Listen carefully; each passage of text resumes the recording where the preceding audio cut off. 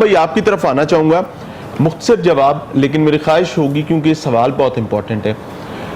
اگر ایک خاتون کو پتہ ہے کہ اس کا خاوند حرام کما کے لاتا ہے، شرع اس خاتون کو کیا کرنے کا حکم دیتی ہے جس میں اس کے گھر کا تقدس بھی باقی رہے اور وہ اس تمام تر معاملے کو کوپ اپ بھی کر سکیں؟ اچھا، اس میں ایڈ آن بھی کر لیجئے گا۔ میں نے جیسے کہ بریک پر جانے سے پہلے آپ سے سوال کیا تھا اور یہ بڑا امپورٹنٹ ہے آج کل کی صورتحال کو مد نظر رکھتے ہوئے، جوائنٹ فیملی سسٹم اور الگ گھر کی ڈیمانڈ کتنی ایک خاتون کر سکتی ہے، ایک بہو جو ہے وہ کر سکتی ہے، اور کس حد تک یہ جائز ہے؟ کیونکہ کہا جاتا ہے کہ آج آئی ہے اور اگلے دن یہ الگ ہونے کا مطالبہ کر رہی ہے۔ بسم اللہ الرحمن الرحیم۔ سوال دو ہیں اور میرے خیال بسم اللہ، جواب بھی دو ہی دیجئے آپ۔ جی، گزارش یہ ہے کہ پہلی جو بات آپ نے کہی تھی کہ جو ڈیمانڈ کی بات ہے، دین اسلام نے شادی فرض اس پہ کی ہے جو نان و نفقہ کمانے کا اور چلانے کا بندوبست کر سکتا ہے۔ ٹھیک ہے۔ دین اسلام نے ایسے بندے کو منع کیا ہے جو نان و نفقہ پورا نہیں کر سکتا، وہ شادی نہیں کر سکتا، کیونکہ اس کی ذمہ داری ہے، مرد کی اولین شرط یہ ہے شادی کرنے کی کہ وہ نان و نفقہ جو ہے وہ اپنا ادا کرے۔ اگر وہ نان و نفقہ ادا ہی نہیں کر سکتا، بیوی کا خرچہ اٹھا نہیں سکتا، بیوی کو بھوکا مارے گا، تو دین اس کو منع کر رہا ہے شادی کرنے سے۔ یہاں پہ دو شادی کی بات ہو رہی ہے نا، لیکن اگر آپ پورا نہیں کر پا رہے خرچہ تو پہلی شادی بھی نہ کریں۔ اور تیسری بات جو ہے وہ یہ ہے کہ جو مرد نے گھر چلانا ہے اس کے لیے لازم ہے کہ پہلے گھر کا بندوبست کرے۔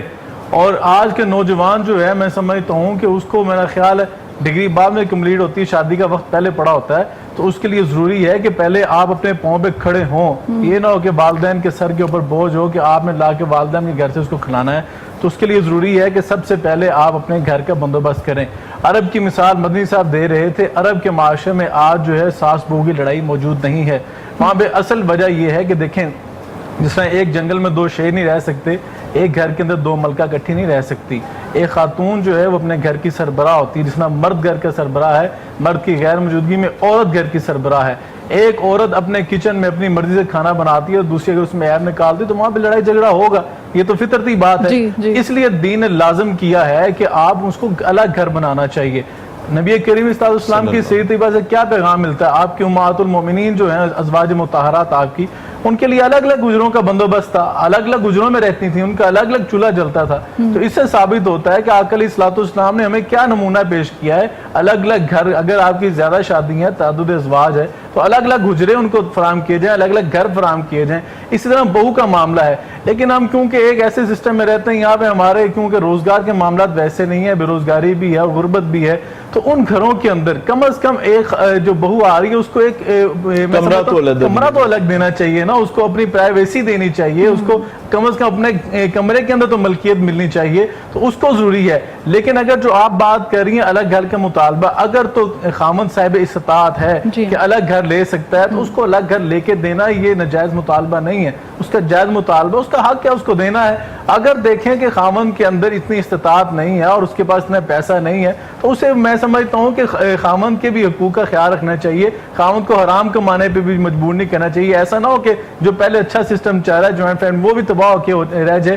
تو اس کے ساتھ ساتھ اگر آپ الگ ہو رہے ہیں تو یہ نہ ہو کہ آپ الگ ہو کے والدین کے حقوق کو بھول جائیں، اپنے بہن بھائیوں کے حقوق کو بھول جائیں۔ اگر وہاں پہ آپ دیکھیں عرب کے اندر جو لوگ الگ رہتے ہیں لیکن ان کا والدین کے ساتھ جو اس میں سلوک ہے وہ بھی دید نہیں ہوتا ہے کہ اس کو بھی ہم اڈاپٹ کر سکتے ہیں۔ ہمیں اچھی چیزیں جو ہیں وہ لینی چاہیے، جہاں سے ایک حضرت علی رضی اللہ تعالیٰ عنہ فرماتے ہیں کہ جو یہ مومن کی گمشدہ میراث ہے، جو اگر علم آپ کو کہیں سے ملتا ہے ہمیں لینا چاہیے۔ اور اسی طرح جو ہے آپ نے جو بات کی ہے کہ اگر ناجائز مطالبہ کرتی ہے، نہیں عورت نہیں کرتی، اگر مرد بذات خود حرام کما کے لاتا ہے تو عورت کے لیے کیا حکم ہے؟ بالکل اس کے لیے حکم یہ ہے کہ عورت اس سے لا تعلقی کا اظہار کرے اور اسے کہ میں تمہارا لایا ہوا رزق حرام نہیں کھا سکتی، بالکل اس کو منع کرنا چاہیے۔ اگر انسان کو پتہ لگ گیا کہ رزق حرام ہے اس سے تو بچنا چاہیے۔ رزق حرام سے جو بندے کی پرورش ہو رہی ہے تو اس سے جو ہے اگر گھر ٹوٹتا ہے، ایک بندہ قتل کر کے لا رہا ہے مال، ایک بندہ چوری رازنی کر کے لا رہا ہے، خطرے میں پڑ جائے تو پھر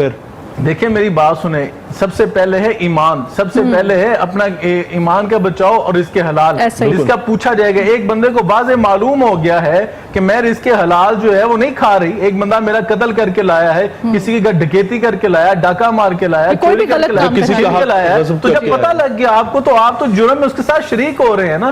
تو اس سے جرم سے بچنے کے لیے دیکھیں دین نے اگر اجازت دی آپ کو تو آپ اور شادی کر سکتے ہیں، علیحدگی اختیار کر سکتے ہیں، آپ کو اجازت ہے، دین اسلام نے آپ کو اجازت دی ہے, یعنی کہ اسلام تو پہلے چاہتا ہے کہ طلاق تک نوبت ہی نہ پہنچے, لیکن اگر پہنچتی ہے تو خوش اسلوبی کے ساتھ آپ الگ ہو جائیں. آپ کہیں بھی تم حرام کما رہے ہو, اگر تمہیں نان و نفقہ ہی نہیں پورا کر سکتے حرام کے علاوہ تو مجھے اجازت دو, میں کوئی اور خامند کر لیتی ہوں. اسلام نے تو منع نہیں کیا اسے.